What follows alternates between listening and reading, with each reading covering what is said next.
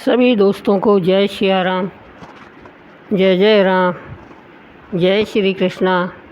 आज हम लेकर आए हैं भक्त श्रीनिवास आचार्य का जीवन दर्शन।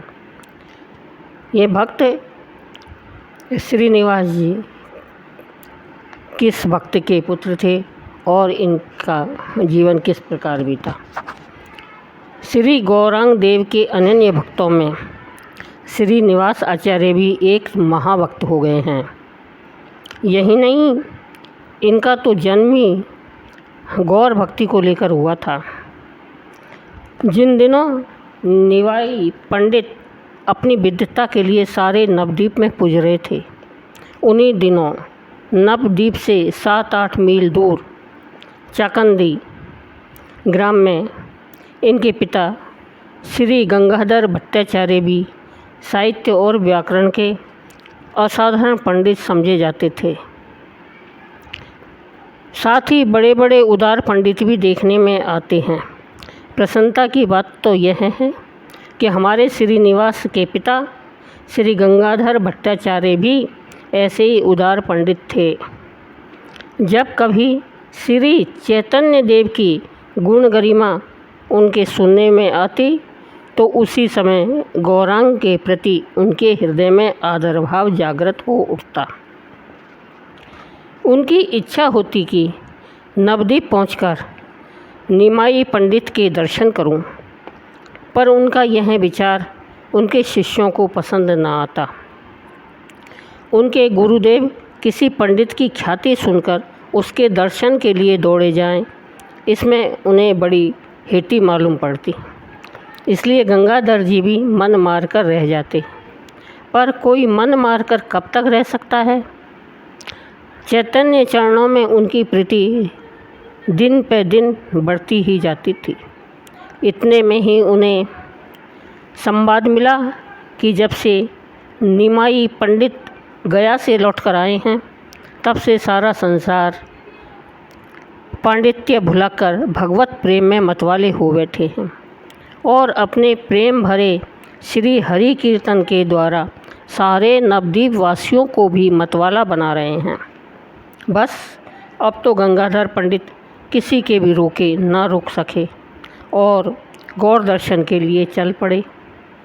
रास्ते में उन्हें पता चला कि महाप्रभु तो संन्यास ग्रहण करने के लिए कटवा में श्री केशव भारती के यहाँ गए हैं। तो ऐसे विद्वान और प्रतिष्ठित पुरुष संन्यास लेने जा रहे हैं। यह सोचकर उनके दिल का भक्तिभाव और भी उमड़ा और उन्होंने कटवा का रास्ता पकड़ लिया। वहाँ उन्होंने अपनी आँखों देखा कि अपनी वृद्धा माता और नवयौवना पत्नी को भगवान के भरोसे छोड़ निमाई पंडित श्री केशव भारती से संन्यास दीक्षा लेकर संसार त्यागी और भगवत अनुरागी बन रहे हैं। हजारों आदमियों की भीड़ जमा है, जिनमें से अनेक कोमल हृदय नर नारी आँखों से आंसू बहा रहे हैं। सारा दृश्य देखकर गंगाधर पंडित भी अपने आप को संभाल ना सके और फूट फूट कर रो पड़े और रोते रोते अचेत हो गए। चेतना आने पर भी उनका आवेग कम नहीं हुआ। श्री केशव भारती ने निमाई पंडित का संन्यास का नाम रखा श्री कृष्ण चैतन्य। गंगाधर पंडित मुख से श्री कृष्ण चैतन्य कहकर ढाड़ ढाड़ मारकर रो पड़ते। अपनी ऐसी दशा लेकर वह चाकंदी आए। गांव वाले उनके अंदर इस चैतन्य भक्ति को देखकर उन्हें चैतन्य दास के नाम से पुकारने लगे। चैतन्य दास का विवाह तो बहुत पहले ही हो चुका था, पर अब तक उनके कोई संतान नहीं हुई थी। उन्हें इसकी कोई चिंता भी न थी। उनकी पत्नी लक्ष्मी प्रिया की अवस्था भी ढल चुकी थी, परंतु भगवान की लीला विचित्र है। एक दिन अकस्मात उनके हृदय में पुत्र दर्शन की लालसा हो आई। चैतन्य देव के आशीर्वाद पर उनका बड़ा भारी विश्वास था, इसलिए पत्नी सहित उन्होंने पुरी के लिए, जहाँ देश देशांतर में परिभ्रमण करके श्री चैतन्य निश्चित रूप से रहने लग गए थे। प्रस्थान कर दिया।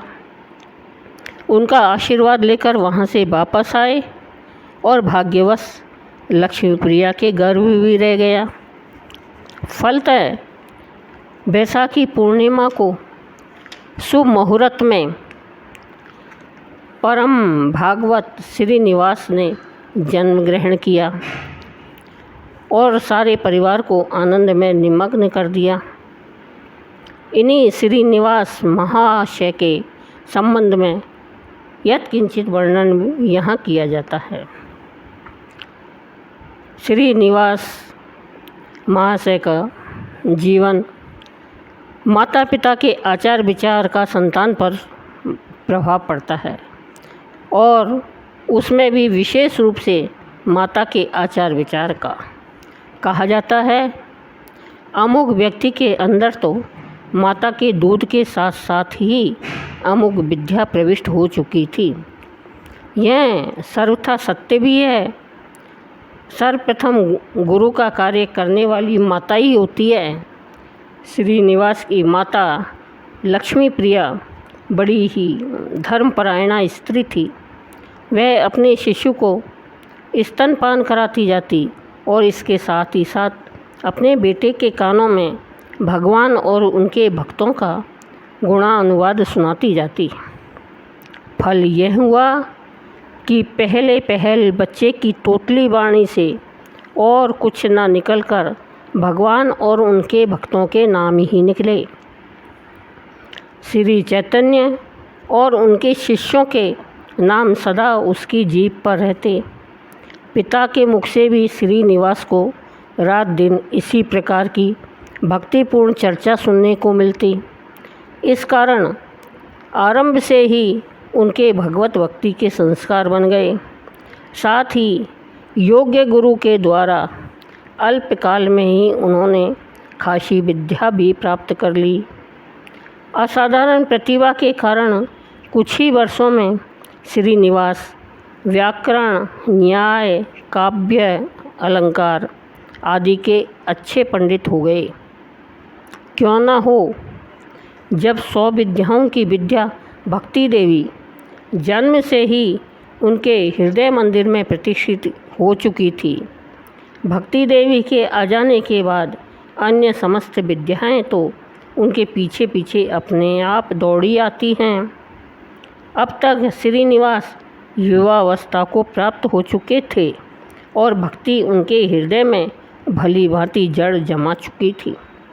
अब विपरीत हवा के झकोरों से उसके उखड़ जाने का डर भी जाता रहा। अब चैतन्य दास को उसकी देखरेख करने की कोई खास ज़रूरत नहीं रह गई थी और न जाने इसलिए चैतन्य दास इस लोक से पलायन कर गए। माता सहित श्रीनिवास को इस घटना से बड़ा शोक हुआ। इधर वह अपने नाना बलराम आचार्य की संपत्ति के उत्तराधिकारी हो चुके थे।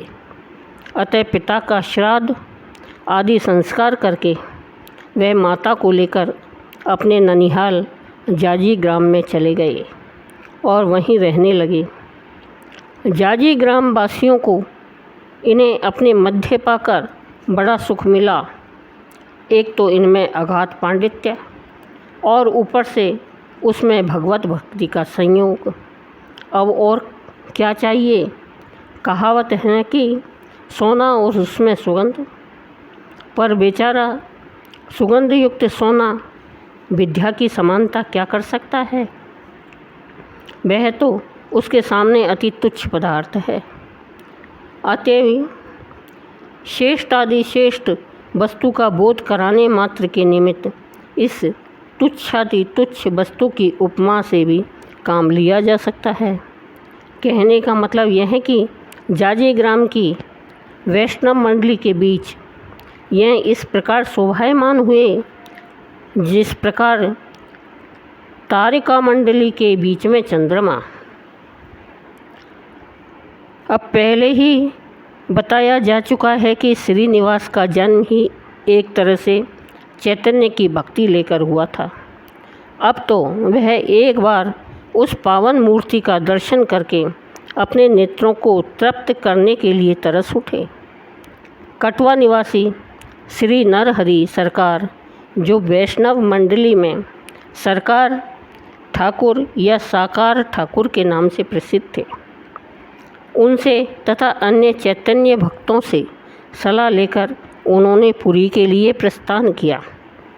पर मार्ग में उन्हें संवाद मिला कि जिन गौरचंद्र के दर्शनों की लालसा से वे पुरी जा रहे हैं वह तो अदृश्य हो गए।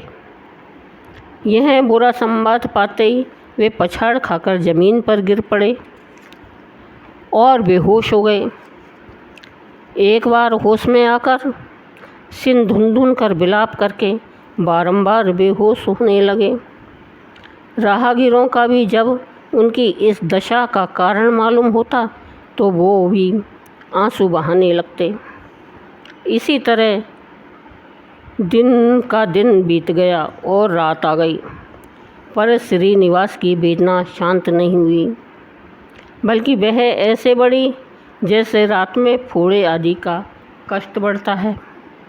अब तक चैतन्य के उन्होंने एक बार भी दर्शन नहीं किए थे।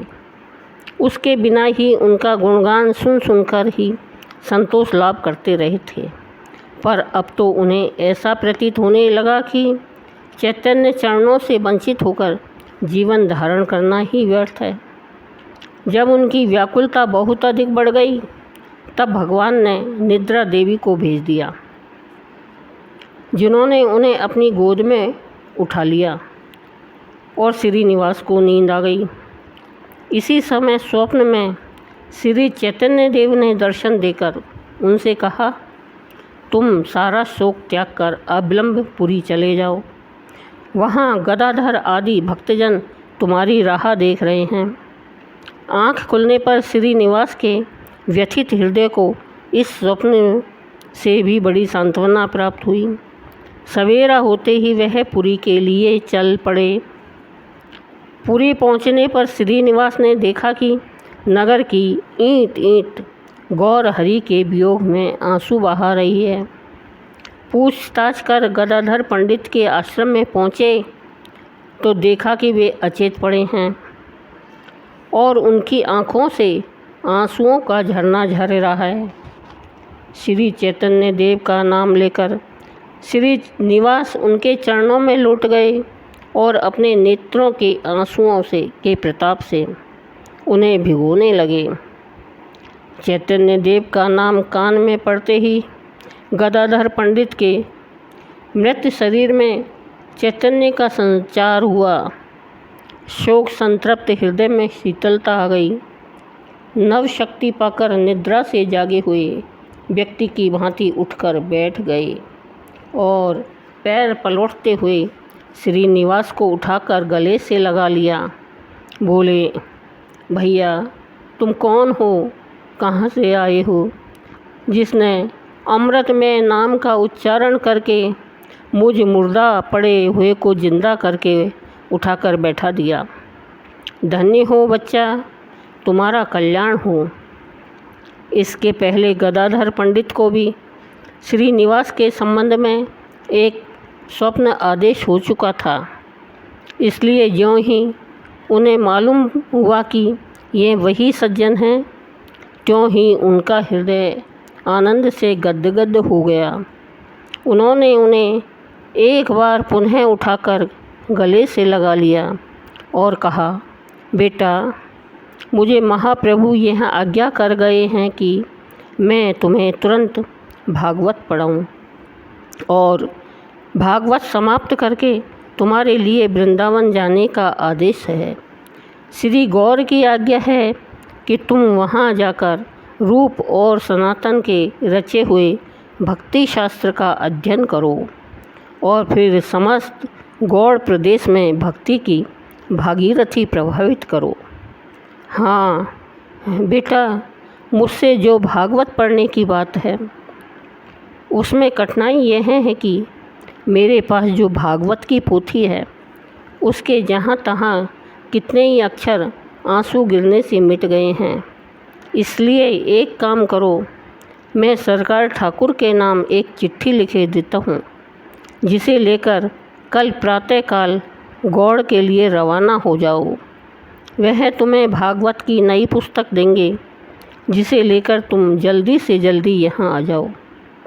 कारण तुम देख ही रहे हो, मैं भी मौत के रास्ते पर ही बैठा हूँ, न जाने कब चल बसूँ। गदाधर पंडित के मुख से श्री गौर द्वारा निर्धारित अपने जीवन का समस्त कार्यक्रम सुनकर श्रीनिवास को बड़ी प्रसन्नता हुई। कल ही प्रातःकाल वापस जाना है, इस ख्याल से श्री गदाधर से आज्ञा लेकर वे निकले और समुद्र स्नान तथा जगन्नाथ दर्शन से निवृत्त होकर सार्वभौम आचार्य राय रामानंद भक्तजनों के यहाँ गए और उनके दर्शन किए। यह भक्त हरिदास की समाधि स्थली पर भी पहुँचे और उनके नाम अनुराग आदि का स्मरण कर अपने आंसुओं से उसे तर करके चले आए।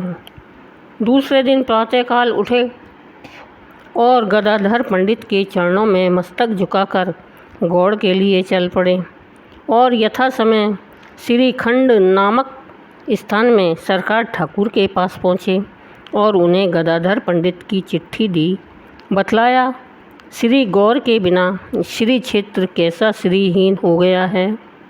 यद्यपि श्रीनिवास के आने के पहले ही सरकार ठाकुर को गौर के तिरोधान का समाचार मिल चुका था और वह बहुत अधिक शोक प्रकट कर चुके थे, पर श्रीनिवास के आते ही उनका शोक फिर से नया हो गया। दोनों चैतन्य भक्त बहुत देर तक बिलख बिलख कर रोए। श्री गदाधर पंडित के आदेश अनुसार वह सरकार ठाकुर से भागवत की पोथी लेकर शीघ्र ही पुरी के लिए चल पड़े। पर होनहार की बात, रास्ते में उन्हें यह दुखद समाचार मिला कि पंडित गदाधर भी अब इस लोक में नहीं हैं। वास्तव में गदाधर पंडित ने स्वप्न आदेश को न मानकर दूसरी भागवत की पुस्तक न आने तक श्रीनिवास को भागवत न पढ़ाकर बड़ी गलती की थी।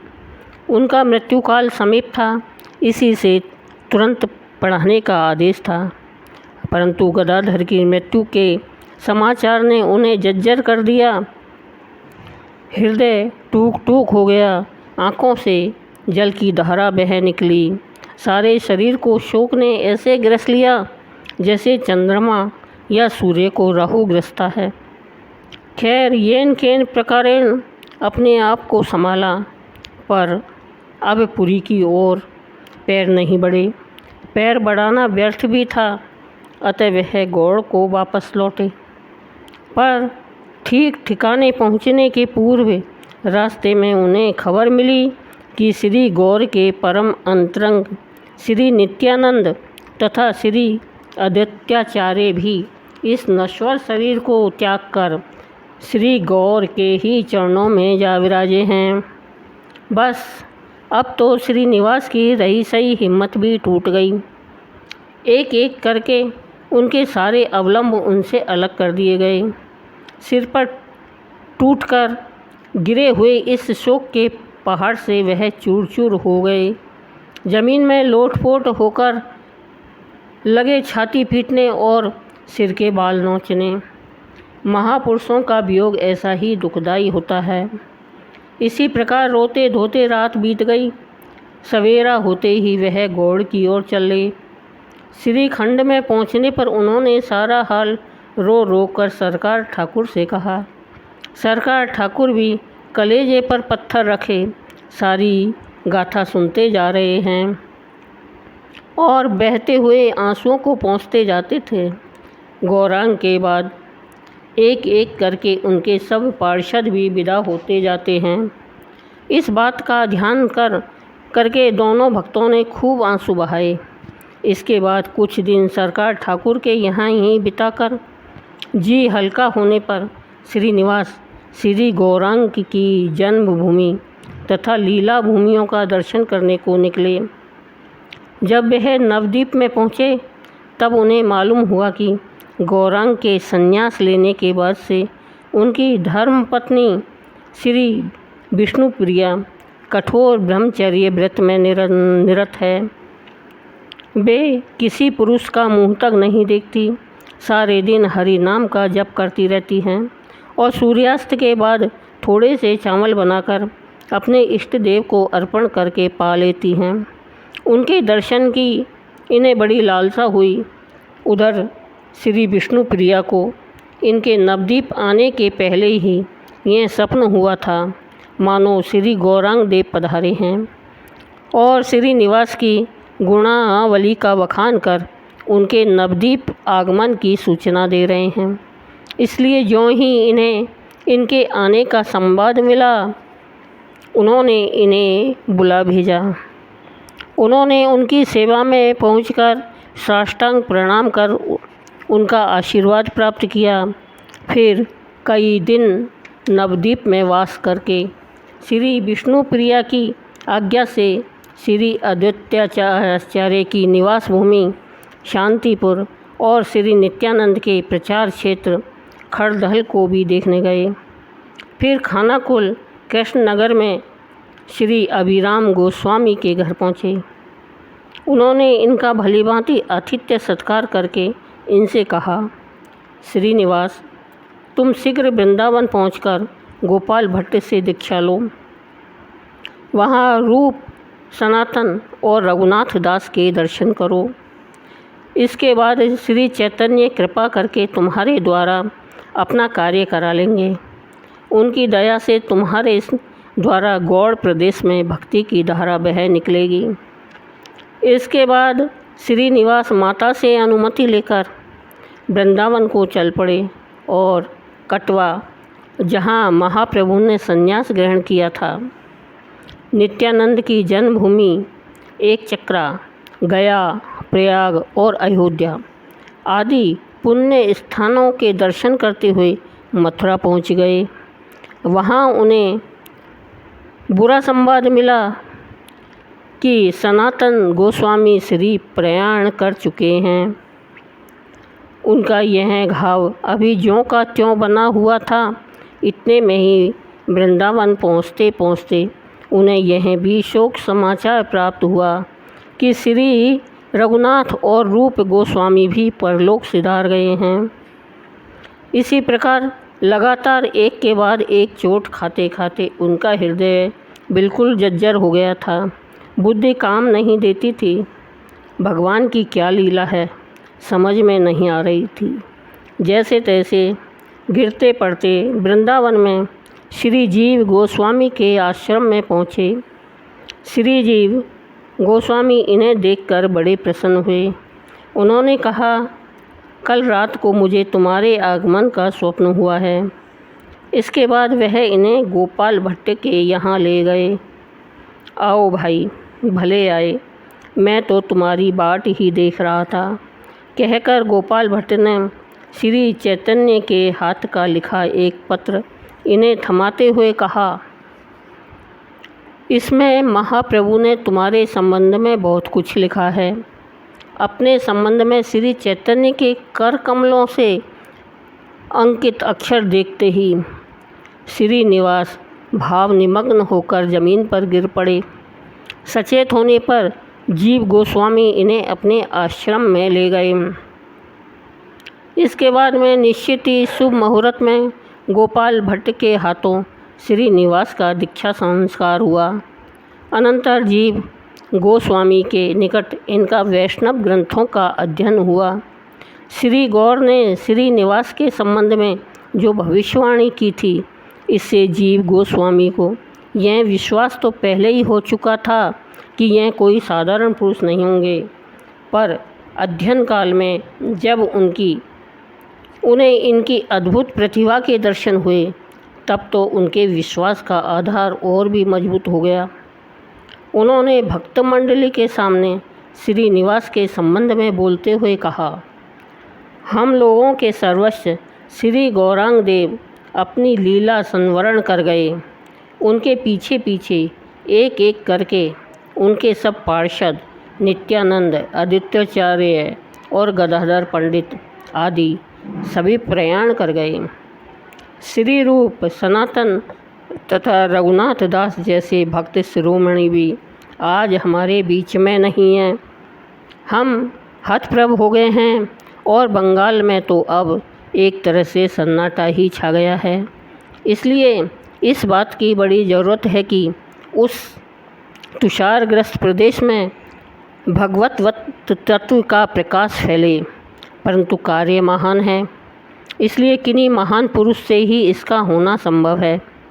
हम जानते हैं गौर थे, नित्यानंद और आदित्य भी अपने अपने क्षेत्र में अद्वितीय थे, इसलिए क्षतिपूर्ति की तो आशा ही नहीं की जा सकती, परंतु इनकी आशा तो हमें करनी ही चाहिए कि इन लोगों का बड़े यत्न से लगाया हुआ जो भक्ति का महाउद्यान है वह इनके पीछे भी हरा भरा रहे, सर्वथा उजाड़ न हो जाए। श्री गौरांग देव को श्री निवासाचार्य से बड़ी बड़ी आशाएं थी।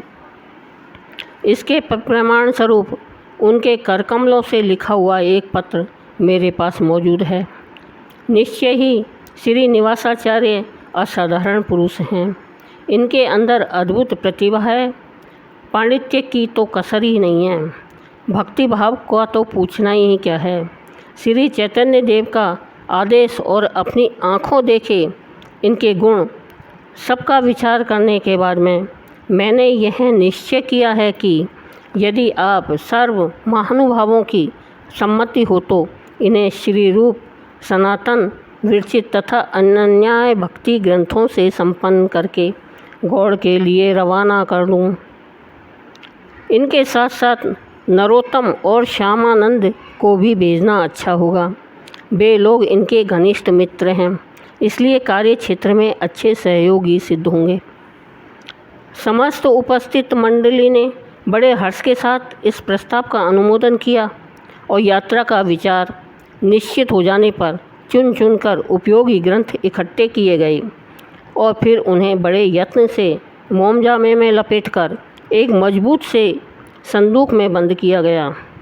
फिर एक बैलगाड़ी पर लादकर उसे गौड़ के लिए रवाना किया गया। रक्षा के लिए 10 हथियारबंद सिपाही भी भेजे गए। इस प्रकार नरोत्तम दास और श्यामानंद के सहित श्री निवासाचार्य गौर पद का आदेश पालन करने के लिए वृंदावन से विदा हुए। विदाई का दृश्य बड़ा ही कारुणिक था। विदा होने वाले और विदा करने वाले सभी के नेत्रों में आंसू थे। श्रीनिवास, नरोत्तम और श्यामानंद तीनों सत्संगी जीव थे, इसलिए रास्ता बड़े मज़े से तय हो रहा था। भगवत चर्चा छिड़ जाती तो कोसों के कोस निकल जाते, पता ही नहीं लगता, और चुप्पी सत्ती तो ऐसी सत्ती कि कई कई घंटे तक सन्नाटा ही छाए रह जाता। तीनों के तीनों साधक ध्यान और तत्व चिंतन में ऐसे निमग्न होते कि बाह्य चेतना को सर्वथा खो बैठते। इसी प्रकार अनेक प्रदेशों और नगरों को लांघते हुए यात्री लोग गौड़ देश की सीमा में पहुंच गए और बांकुड़ा जिले के वन विष्णुपुर ग्राम में पड़ाव डाल दिया। पर यहाँ पर एक दुर्घटना हो गई। रात को जब सब लोग सो रहे थे तो डाकुओं का एक दल चढ़ा आया और गाड़ी पर लदे हुए संदूक को धन दौलत से भरा हुआ समझकर गाड़ी समेत उसे जंगल में ले जाकर छिपाया। श्रीनिवासाचार्य आदि हाथ मलते रह गए। आखिर सवेरा होते ही उन्होंने वृंदावनवासी सिपाहियों को वापस किया और इस दुर्घटना का सारा विवरण श्री जीव गोस्वामी को लिख भेजा। नरोत्तम और श्यामानंद को भी अपने घर रवाना कर दिया और कहा, भाई मैं तो जब तक पुस्तकें ना मिलेंगी तब तक घर लौट कर जाऊँगा नहीं, तुम लोग जाओ। इस प्रकार सब साथियों को जहाँ तहाँ रवाना करके वह अन्यमनस्क होकर उसी विष्णुपुर के गली कूचों में घूम घूम कर दिन बिताने लगे। लोग इन्हें कोई यूँ ही ऐरा गैरा समझकर इनकी ओर विशेष ध्यान न देते और इन्हें भी भूख से अत्यधिक पीड़ित होने पर किसी प्रकार कहीं से भी रूखा सूखा अन्न प्राप्त करके पेट को भर लेने के सिवा उन लोगों से कोई क्या प्रयोजन था। ग्रंथ अपहरण के कारण हक्के बक्के से हुए यह चुपचाप अकेले कभी किसी वृक्ष के नीचे जा बैठते, कभी कहीं पर जा बैठते। पर कैसा ही घटाटोप क्यों न हो जाए, सूर्य का प्रकाश कब तक छिपा रह सकता है। इसी प्रकार हमारे श्रीनिवास भी अधिक दिन तक छिपे न रह सके। एक दिन विष्णुपुर के कृष्णदास नामक एक ब्राह्मण कुमार ने बातों ही बातों में यह भाप लिया कि यह कोई साधारण पुरुष नहीं है, यह तो कोई असाधारण पुरुष है। पर वह इन पर लट्टू हो गए। एक दिन वह इन्हें वहाँ के राजा हम्मीर की सभा में ले गए। उस समय वहाँ भागवत की कथा चल रही थी। यह मैले कुचेले कपड़े पहने चुपचाप एक किनारे बैठ गए और भागवत सुनने लगे। कथा सुनने से इन्हें मालूम हुआ कि कथावाचक महोदय का ज्ञान बहुत ही परिमित है, पर फिर भी वह पूरी हेकड़ी के साथ श्लोकों के मनमान अर्थ कर करके उन्हें लोगों के कानों में ज़बरदस्ती ठूंस रहे हैं। बस अब इनसे ना रहा गया। इन्होंने पंडित जी महाराज की भूल बतलाना शुरू कर दिया। पंडित जी ने इन्हें दीन मलिन देखकर बिल्कुल साधारण आदमी समझा था, इसलिए एक बार उन्होंने इनके सामने अपना पांडित्य बघार दिया। पर तर्क में 2 कदम और आगे बढ़ने पर उनके पैर उखड़ गए। उन्होंने समझ लिया कि अब इनके सामने अपनी विद्वता को और अधिक खर्च न करने में ही शोभा है। इधर इस कुछ मिनट के तर्क वितर्क में ही इनकी प्रतिभा की किरणें एक बार सर्च लाइट की तरह सारी सभा में फैल गई। राजा हम्मीर को तो इनकी वाणी ने इस प्रकार अपनी ओर खींच लिया जैसे चुंबक लोहे को खींचता है। उसने प्रार्थना की, महाराज आप ही कुछ देर दया करके इस कथा अमृत का पान करा के हम सबको कृतकृत्य कीजिए। सारी सभा का इस प्रकार भाव परिवर्तन देखकर और राजा की आज्ञा सुनकर पूर्व व्यास स्वयं ही उनके लिए स्थान खाली कर दूसरे आसन पर जा विराजे। श्रीनिवास आचार्य ने बिना किसी राग द्वेष के भाव के सहज स्वभाव से व्यासन को सुशोभित करके कथा आरंभ किया। फिर तो इन्होंने वह अमृत की वर्षा की कि सारे श्रोता चित्रलिखित से रह गए। भगवान की लीलाओं का रसपान करते करते अघाते ही न थे। राजा हम्मीर की भी आँखों से आंसुओं की झड़ी लगी हुई थी। पूर्व वक्ता का सारा अभिमान गल गया और कथा समाप्त होने पर उन्होंने इन्हें विनीत भाव से प्रणाम करके क्षमा याचना की। और राजा हम्मीर का तो इस कथा ने मानो उद्धार ही कर दिया। अपने दुष्कर्म में जीवन के प्रति उन्हें घोर घृणा हुई और हृदय से भगवतवत चरणारविंदों की सेवा करने का संकल्प उदित हुआ। कथा तो वे बराबर ही सुनते थे, पर उसी तरह जिस तरह राजाए महाराजे शोक के और बहुत से काम किया करते हैं। विषयानंद के परे भी कोई आनंद होता है, और होता है तो वह कैसा होता है, इसका यत्किंचित आभास उन्हें आज मिला। उन्होंने अपनी अश्रुधारा से श्रीनिवास के चरणों को भिगोकर अपनी कृतज्ञता प्रकट की। पीछे बातों ही बातों में जब उन्हें पता चला कि हाल ही में विष्णुपुर में जो गाड़ी लुट गई है वह इन्हीं श्रीनिवास आचार्य की थी, तब तो लज्जा के मारे वे पानी पानी हो गए, क्योंकि वे राजा क्या थे, डाकुओं के सरदार थे। इनका जीवन बड़ा दुष्कृत्यपूर्ण था। धन दौलत के लोभ से श्रीनिवास आचार्य की गाड़ी को इन्होंने ही गायब किया था, परंतु जैसे दिन भर भूल भटक कर शाम तक ठिकाने पहुंच जाने वाला भूला नहीं समझा जाता, वैसे ही पापी से पापी होकर भी मनुष्य जब भगवान की शरण में पहुंच जाता है तो उसके उद्धार में संदेह नहीं रहता। भगवान स्वयं अपने श्रीमुख से कहते हैं, राजा ने हाथ जोड़कर अपने अपराध के लिए क्षमा मांगी और कहा कि सप्तऋषि वाल्मीकि के उद्धार के लिए पधारे थे और मैं समझता हूँ आपने मेरे उद्धार के लिए दर्शन देने की कृपा की है। आज से मेरा जीवन आपके चरणों पर निछावर है। इसके बाद राजा श्रीनिवास को एक बंद कमरे में ले गए और कहने लगे, देखिए यही है ना आपका संदूक, देख लीजिए, आपकी एक चिट तक गायब नहीं होने दी है। श्रीनिवास ने देखा, उनके सारे के सारे ग्रंथ ज्यों के त्यों मौजूद हैं। उन्हें बड़ी ही प्रसन्नता हुई, ऐसा मालूम हुआ मानो प्राण मिल गए। उन्होंने बड़ी श्रद्धा के साथ ग्रंथों के संदूक को प्रणाम किया। इसके बाद श्रीनिवास कुछ दिन यहीं राज अतिथि होकर रहे।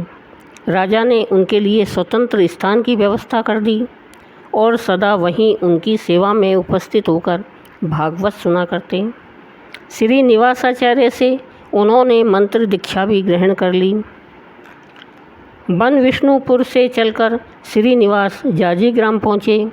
दीर्घ काल के बाद अपने लाल को आया देखकर माता की हिलकी भी भर आई। उसने बड़े प्रेम से उसे पुचकारा और पास बैठाकर उनकी पीठ पर हाथ फेरा। खबर पाकर गांव के भी नेमी प्रेमी जुटाए। सबने बड़े प्रेम के साथ अपने पथ प्रदर्शक का स्वागत किया। श्रीनिवास अब वहीं रहकर अध्ययन तथा हरिनाम संकीर्तन में रहकर जीवन बिताने लगे। बड़े बड़े तार्किक उनके पास आते और परास्त होकर उनका शिष्यत्व स्वीकार करते। रामचंद्र कविराज तार्किकों के सिरमौर समझे जाते थे।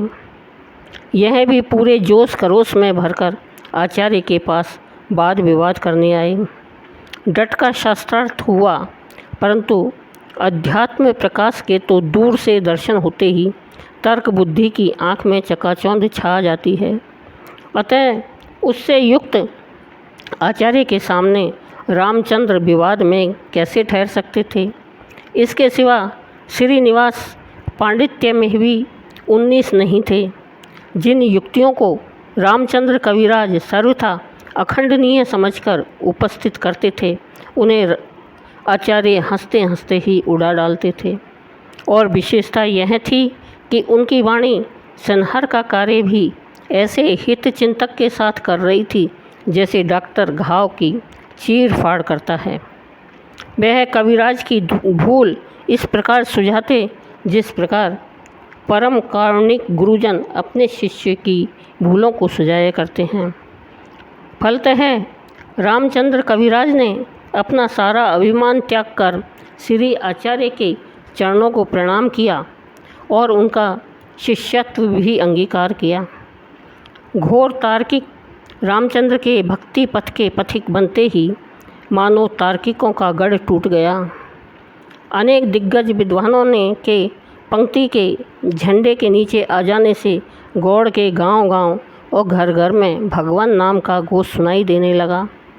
जल्दी ही इन्हें प्राणों से अधिक प्यार करने वाली और स्वयं भगवत भक्ति परायणा इनकी माता प्रयाण कर गई, जिससे इन्हें महान कष्ट हुआ, पर इससे इनके उद्दिष्ट कार्य में किसी प्रकार की बाधा नहीं पड़ी।